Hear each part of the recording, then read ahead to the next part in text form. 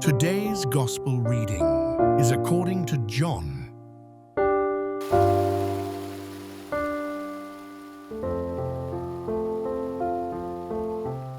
Jesus went out with his disciples across the Kidron Valley to where there was a garden, into which he and his disciples entered. Judas, his betrayer, also knew the place because Jesus had often met there with his disciples. So Judas got a band of soldiers and guards from the chief priests and the Pharisees and went there with lanterns, torches, and weapons. Jesus, knowing everything that was going to happen to him, went out and said to them, "Whom are you looking for?" They answered him, "Jesus the Nazarene." He said to them, "I am." Judas, his betrayer, was also with them. When he said to them, "I am," they turned away and fell to the ground. So he again asked them, "Whom are you looking for?" They said, "Jesus the Nazarene." Jesus answered, "I told you that I am. So if you are looking for me, let these men go." This was to fulfill what he had said, "I have not lost any of those you gave me." Then Simon Peter, who had a sword, drew it, struck the high priest's slave, and cut off his right ear. The slave's name was Malchus. Jesus said to Peter, "Put your sword into its scabbard. Shall I not drink the cup that the Father gave me?"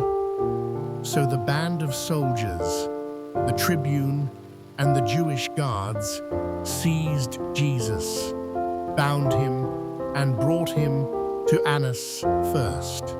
He was the father-in-law of Caiaphas, who was high priest that year. It was Caiaphas who had counseled the Jews that it was better that one man should die rather than the people. Simon Peter and another disciple followed Jesus.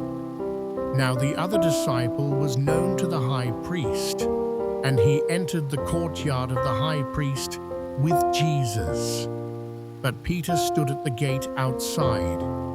So the other disciple, the acquaintance of the high priest, went out and spoke to the gatekeeper and brought Peter in.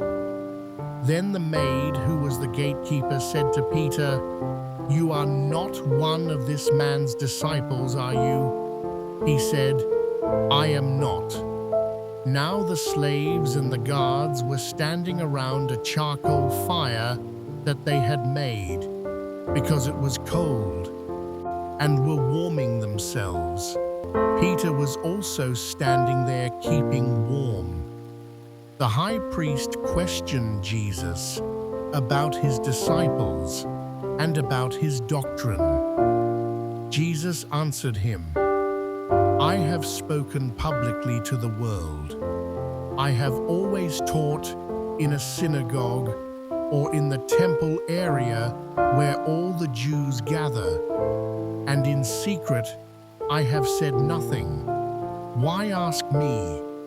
Ask those who heard me what I said to them. They know what I said."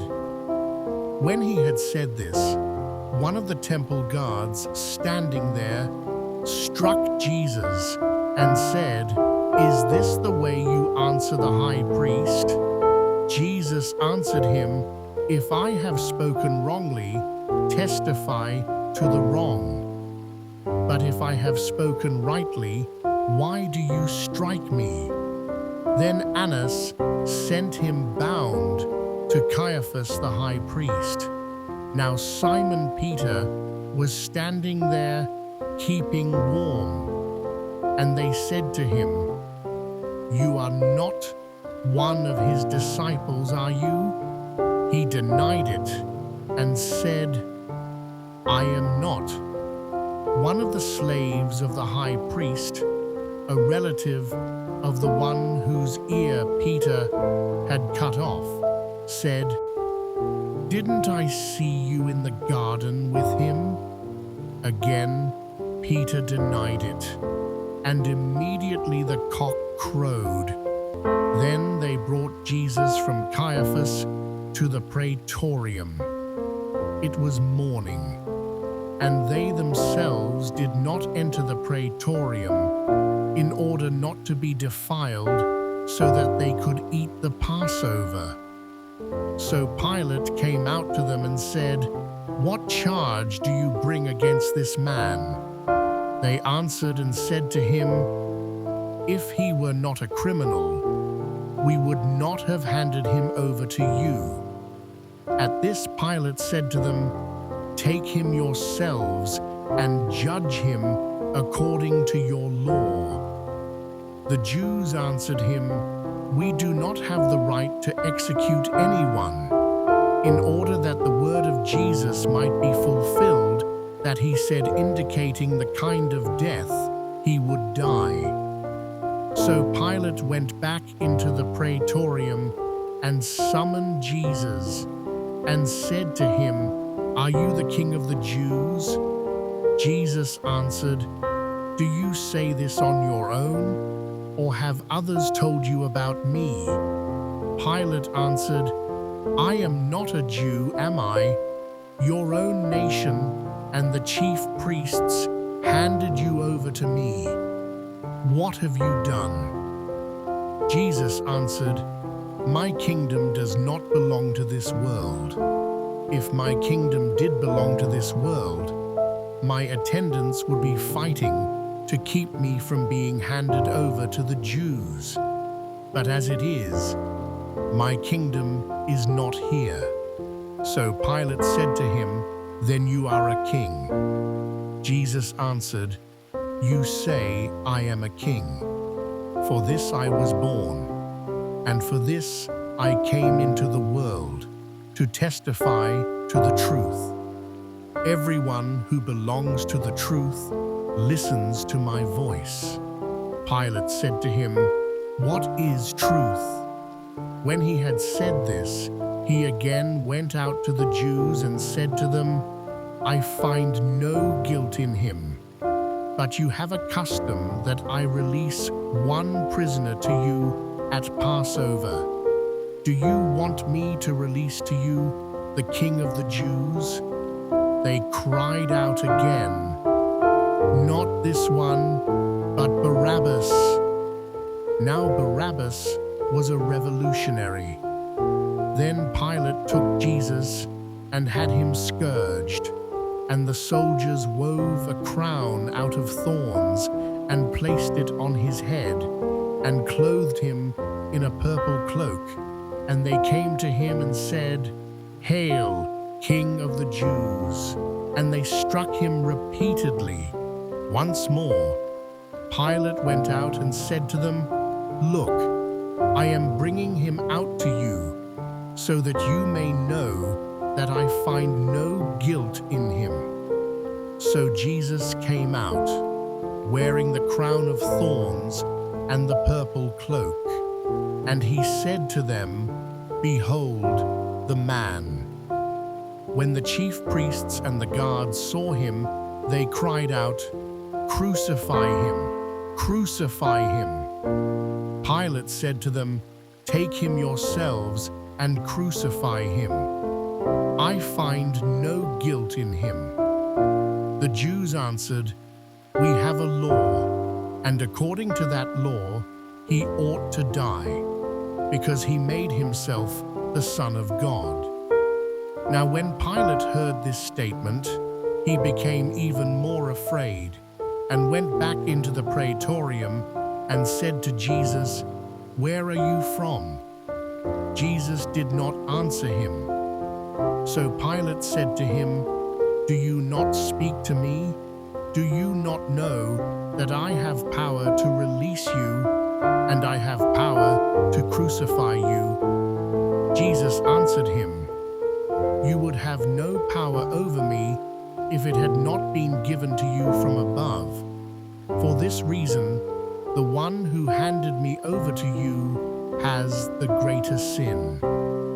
Consequently, Pilate tried to release him.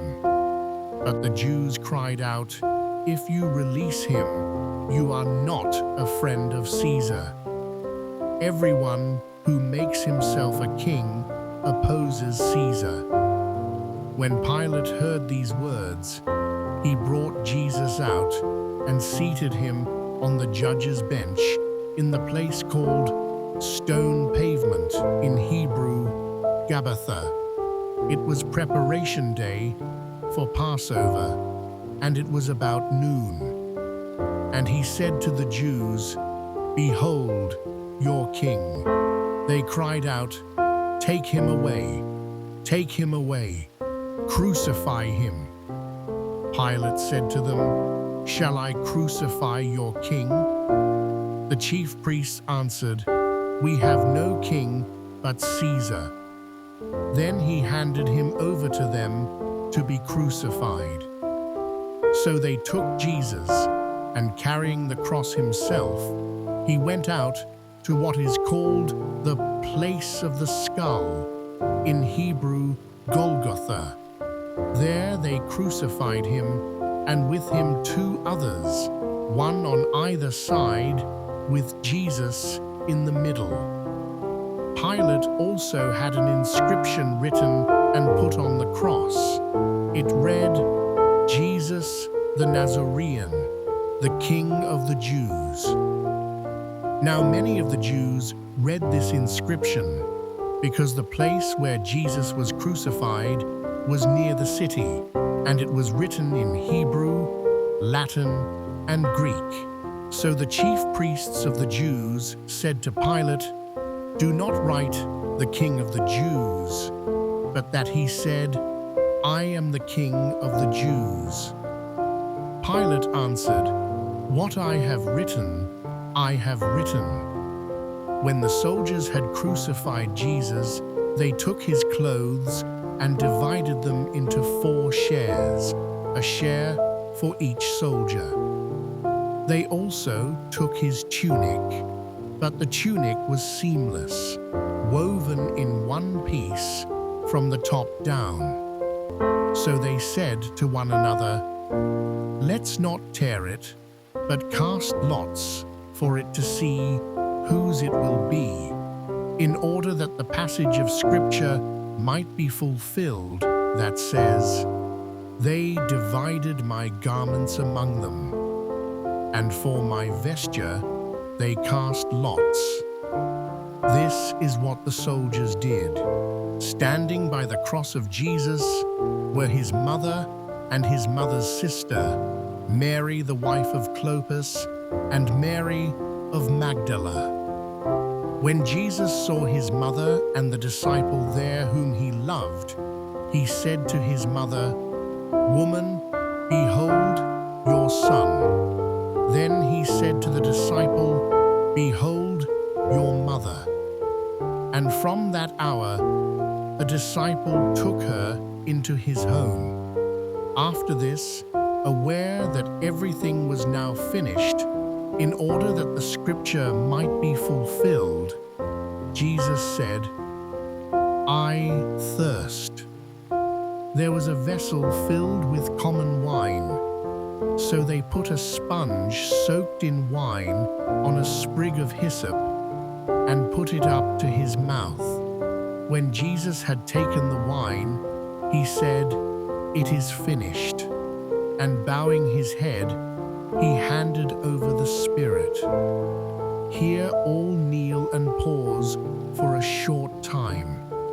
Now since it was preparation day, in order that the bodies might not remain on the cross on the Sabbath, for the Sabbath day of that week was a solemn one, the Jews asked Pilate that their legs be broken and that they be taken down.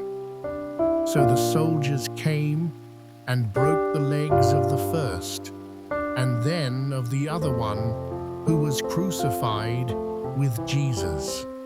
But when they came to Jesus and saw that he was already dead, they did not break his legs, but one soldier thrust his lance into his side, and immediately blood and water flowed out. An eyewitness has testified, and his testimony is true. He knows that he is speaking the truth, so that you also may come to believe. For this happened so that the scripture passage might be fulfilled. Not a bone of it will be broken. And again, another passage says, they will look upon him whom they have pierced. After this, Joseph of Arimathea, secretly a disciple of Jesus for fear of the Jews, asked Pilate if he could remove the body of Jesus, and Pilate permitted it. So he came and took his body. Nicodemus, the one who had first come to him at night, also came bringing a mixture of myrrh and aloes, weighing about 100 pounds. They took the body of Jesus and bound it with burial cloths along with the spices, according to the Jewish burial custom. Now in the place where he had been crucified, there was a garden, and in the garden a new tomb, in which no one had yet been buried. So they laid Jesus there because of the Jewish preparation day, for the tomb was close by. The Gospel of the Lord.